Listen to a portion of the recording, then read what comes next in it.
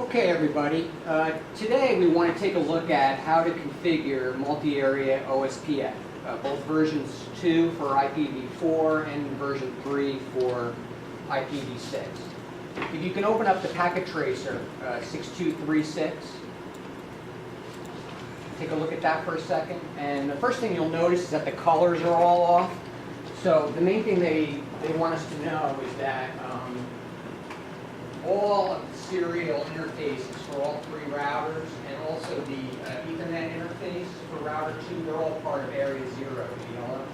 And then only the two Ethernet networks over here are part of area 1, and only the two Ethernet networks over here are part of area 2. Those colors are all off, but there is a table that comes with the lab that we can look at just so we don't make any mistakes.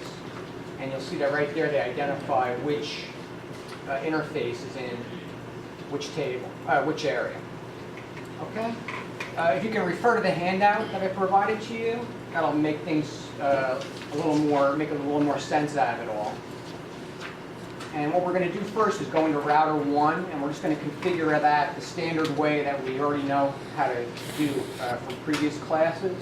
Except this time we're going to have interfaces in different areas. They're not all going to be in the backbone area, area 0. So if we go to global configuration mode,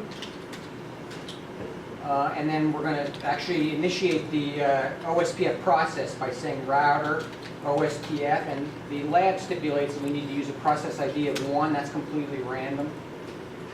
Okay. And then they also told us that they'd like us to statically configure the router ID. So we're going to make that 1.1.1.1 rather than falling back on the highest loop back or physical address. We're going to statically configure.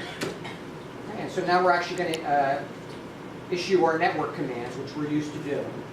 So the first network that's attached, that's the 10110 network.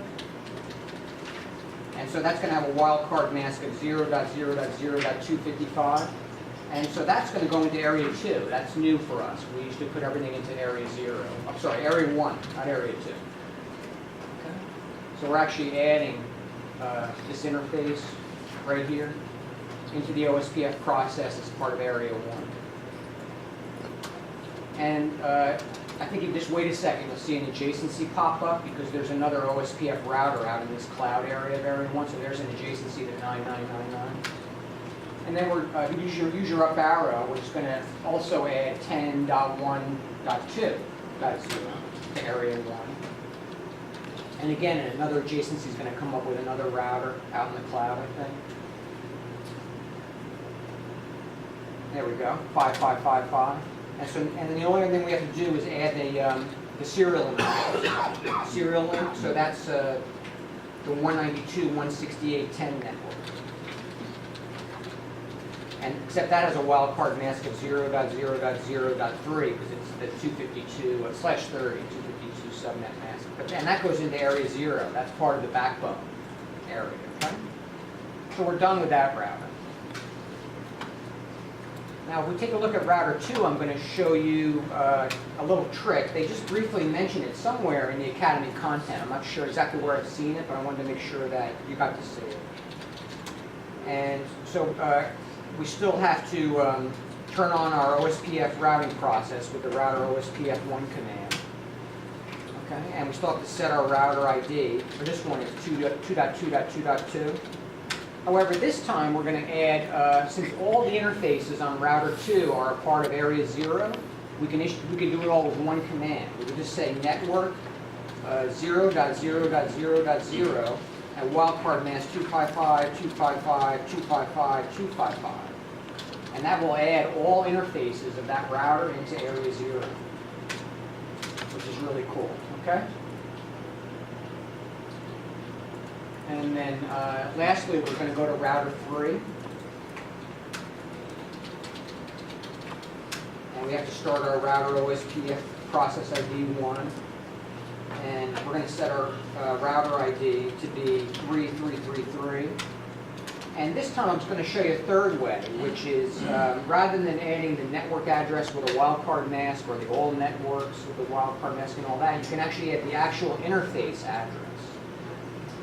which might make it easier. That way you don't have to calculate the network and all that, and the wildcard and all that. So the first network on this router is 192.168.2.1. So that's an actual interface address. And we could say 0.0.0.0, and that goes into area 2. Sorry, it's net. Okay, and I'm also going to add the 1.1 in addition to the 2.1. Then I should have 2 adjacencies pop up in a second. So those are 2 routers that are out in that cloud of area 2. And then we just have to add the serial interface. So that is the 192.168.10.4. And that goes into area 0.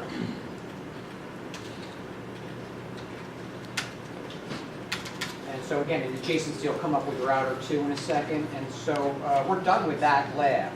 Now, Packet Tracer will not grade that method correctly, so sometimes if you want to go back and actually do it the way we've learned before, you'll get graded properly. But I did want you to see that's a viable option and it does work. Okay. So maybe we can open up the OSPF version 3 for IPv6 lab now. Take a look at that. And if you might remember, that's even easier to configure. You just have to go into the interface configuration mode and just bam, bam, bam. Okay, so it's going to be the same kind of thing, except now it's router A, B, and C instead of 1, 2, and 3. And again, you could refer to the handouts that I provided.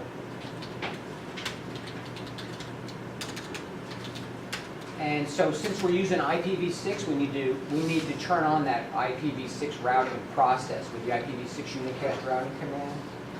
We need to do that on each router. And then we can actually turn on the OSPF version 3 process with a process ID of 1. So for that we say IPv6 router OSPF 1. Okay, and it turns that on. And then, again, we want our router ID for this one to be 1.1.1.1. Okay, and that's where the similarities end. Then you may remember, then we have to go into interface configuration mode for each of the interfaces that are going to participate in the OSPF process. So we're going to go into a G0/0, and we're just going to say IPv6 OSPF 1 area 1. Okay, and then we also have to go into interface G/0 and do the same thing. And then we also have to do our serial interface, okay, which is 0/0/0/0/0, except that's area 0. So we're done. I mean, it doesn't get much easier than that. Okay. Then we're going to go to router B and do the same thing, except a different router ID number and some different interfaces. G00, that's all that's attached to that one. So don't forget to turn on your IPv6 unicast routing. And then we're going to initiate the IPv6 router OSPF process ID 1. We're going to statically configure the router ID as 2.2.2.2. And then we're actually going to go into our interface. So we have to go into G00, IPv6 OSPF process ID 1, that's in area 0. And also the serial 0/0/0/0 is in area 0, and also these S0/0/1 is in area 0. Okay, so we're done with that one. And you see the adjacency came up between router 1 and router 2.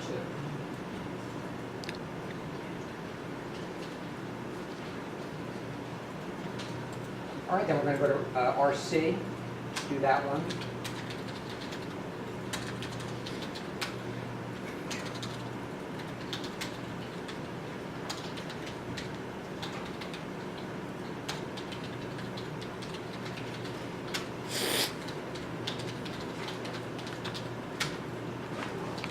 That's got a router ID of 3333, and for this one, the gigabit interfaces are in the area 2.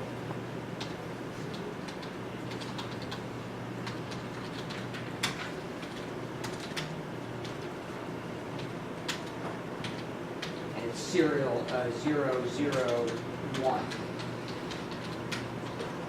And that's in area 0. So we should be good. Hopefully we'll see an adjacency come up from that, which we do. Okay. So let's take a look at our routing table by exiting back down to the privileged exec mode.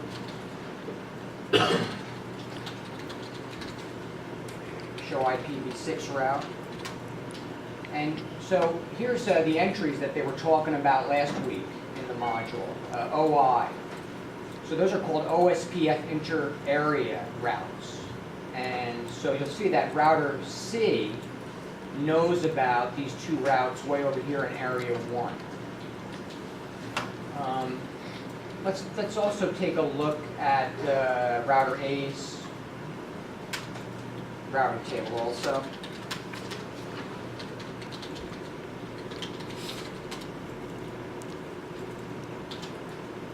So there they are right there, the OI, inter-area OSPF routes. So if you had a whole bunch of networks attached over here in your area 2 or your area 1, you would not want all of them to be being sent by type 3 LSAs and being injected into area 0. That would just be way too much chaos. So a real common thing to do is to summarize all your networks into one or more network statements and before you inject them.